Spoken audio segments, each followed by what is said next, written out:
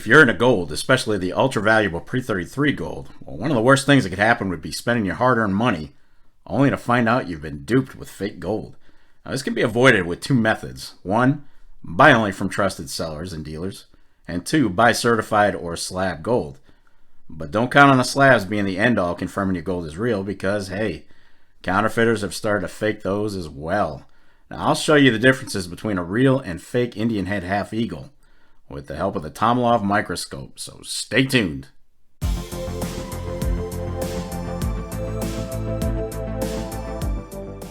YouTube, how you doing? Welcome to another episode of the Silver and Gold Stack Attack.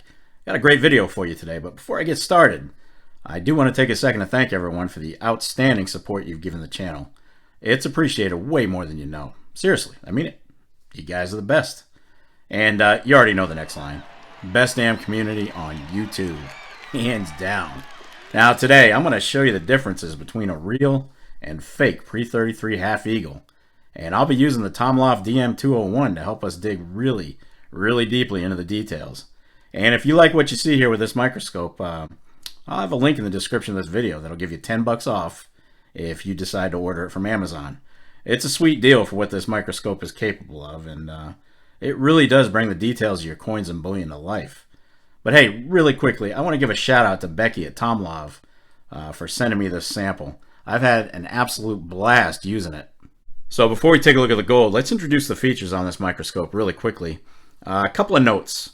The 201 is considered TOMLOV's entry-level scope at just under $100, but the company does offer higher-end models that run up to around $300. So it just depends on how much you want to spend and, well, what features you're looking for. But honestly, for what I do, this base model did everything I could have asked for it and more, so for me it works just fine. Well, let's check out the details. Alright, let's start off with the all-important screen, and this is where the TOMLOV shines. Now bear in mind, you're looking at this through a camera lens, so you're not going to see what I'm seeing. I'm looking at vibrant colors, fantastic definition. You're getting a pretty decent look at what it can do through a camera lens, but you really have to see it in person to appreciate it. Now this is an HD 7-inch IPS screen with 1080p resolution, and it has great response times and color reproduction, which means you can view it at just about any angle. Now the 201 is going to give you really crisp views, which makes it perfect for looking at coins and anything else you can fit under it, really. This doesn't have to be limited to just coins. Digital magnification range. We're looking at, I believe it's 10 to 1200 times with a 12 megapixel camera installed. That's going to give you views down to a hairline fraction with fantastic detail. It's got a 10-inch stand in the back, which means you can crank it all the way up to get full coin views on $half on down in size. Anything bigger than a $half is not going to have a full screen view, but the magnification feature is still going to work flawlessly. Now, the manufacturer says you can see a full coin on the screen up to 40.6 millimeters in diameter, but that's not the case here. I tried out a Morgan dollar with this thing set to the highest level, the highest height, and that only has a diameter of 38.10, well under the 40.6 goal. And the scope wasn't able to pick up the entire coin, as you can see here. Now I got most of it, but not the entire coin, so I just want to clarify that. Now you can go in the back and you can hook this thing up to your PC or laptop, no problem. When I tried to do it, I found the process to be a little bit jumbled, and it wasn't exactly as described as in the manual. I fooled around with it for about an hour, but once I got it to work, it worked really well. It's pretty impressive to see those amazing details transferred to the bigger screen. Now you do get a remote control for videos and pictures, and again, the microscope can take 12 megapixel pictures, which by today's standard isn't fantastic, but not bad. And you can also record HD video and store it on the included 32 gigabyte SD card. And those functions can all be accomplished through the remote. It'd be a great option to have for your YouTube videos if you're so inclined. Lighting, we've got great lighting. You can adjust from here, the main light. You can come down. You also have these here, these gooseneck lights, which you can point down onto the base. It's an all steel base. That's adjustable with a little slide switch down below. You see that right here, you just run your finger. Now, to get these gooseneck lights to work, this thing has to be hooked up to an external power supply like a laptop or anything else. So they won't work just running off of the way it's set up. Okay, it has to be hooked up to an actual power supply for those lights. But the lighting is fantastic. It really is. And the rechargeable battery, it has a built-in lithium battery, and it's going to give you about 4 to 5 hours of steady use. I use the crap out of this thing and no problems whatsoever. So those are the basic details of the microscope. Now let's take it for a test drive and see what she can really do. So how is this half eagle a fake? Well, first off, I got it from Amazon, and the seller was at least upfront about what it was. It wasn't a misleading ad at all, and it was clearly designated as a reproduction copy in the verbiage of the ad. But one thing this reproduction doesn't have that it should have is the word copy somewhere, anywhere on the coin. So granted, I knew what this was when I bought it, but what if it got out of my collection and into the world? I mean, this fake is a fairly decent one. It's not the best, but it's okay. And it could easily fool a novice pre-33 collector if they didn't do the research on it, and that just stinks. That's a shame. So I do keep this one in a coin holder with a note saying that it's fake in case something happens to me. Anyway, one of the very first details you're going to notice is the color. Now, you rarely see pure yellow pre-33 because the amount of copper always tends to shine through. Most of this stuff is going to have an orange tint because of it being 90% gold and 10% copper. And the color on this one doesn't reflect any copper color at all. And that's one of the first things I notice about it. And just for comparison, this is a legit half eagle. And you can see the definite color tone. More orange on the real one. But let's get it under the scope and see the real flaws in it.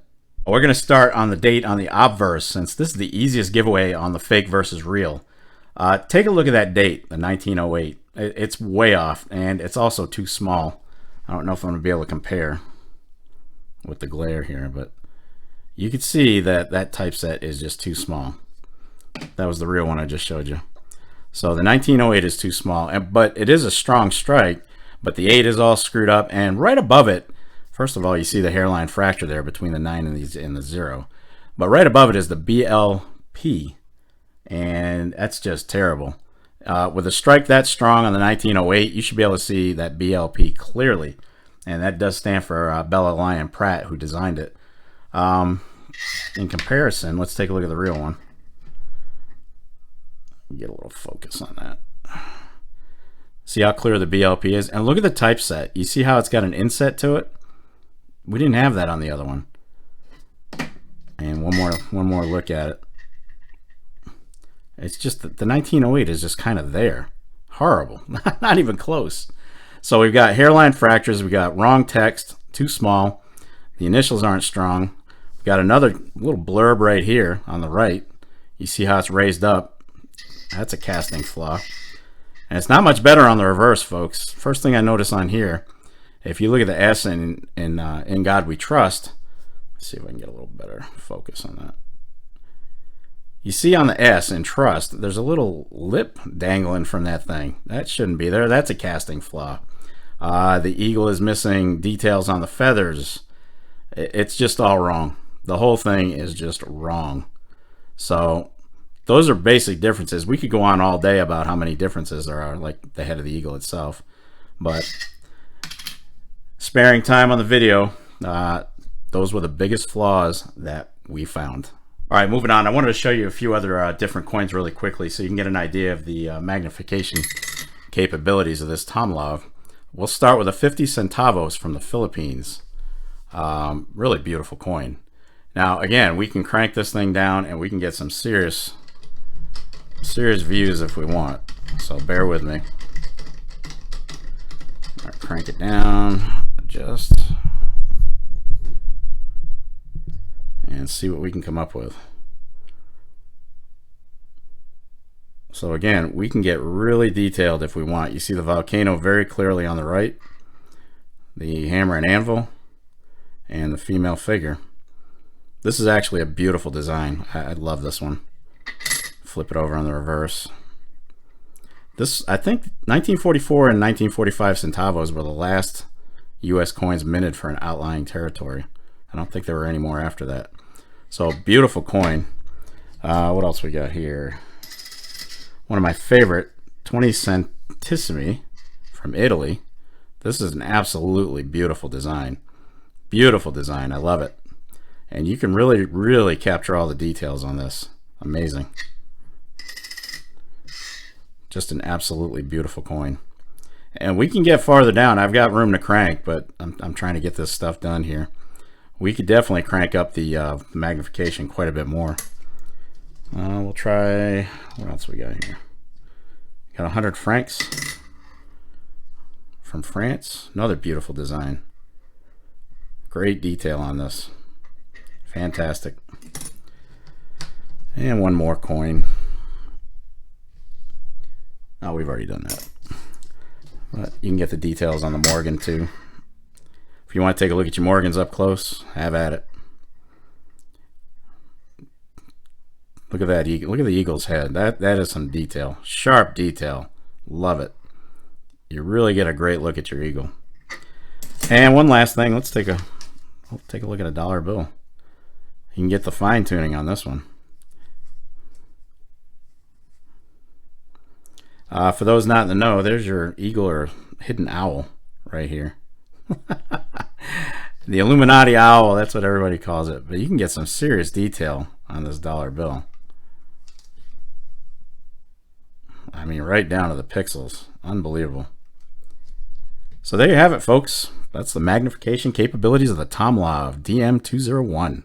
All right. There you have it. So in closing, how do I rate the TOMLOV DM201? Well, I'm going to go with 4 out of 5 stars. The only gripes I had with it are very minor, and they're more than outweighed by the positives that this microscope is going to do for you. Now, that said, I want to give another big shout out to Becky at TOMLOV for sending me this really cool piece of equipment. And remember, if you're interested in getting one for yourself, don't forget to use the link in the description of this video and get you $10 off. Now, I'm not making anything on the sales or the referrals. I'm not getting any kickbacks from TOMLOV. I just want to save you some money if you want one. Anyway, be sure to leave a comment down below and let me know your thoughts. You know I love going through them, and I do try to respond to each one. And that's going to wrap it up for this episode of the Silver and Gold Stack Attack. And if you made it this far, well, kudos to you. I'll definitely catch up with you in the next episode. But in the meantime, Angry Man got something to say. What do you want to do with your life?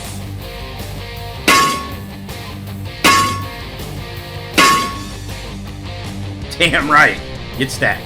Stay safe and be well, everyone. I am out of here. Peace, folks.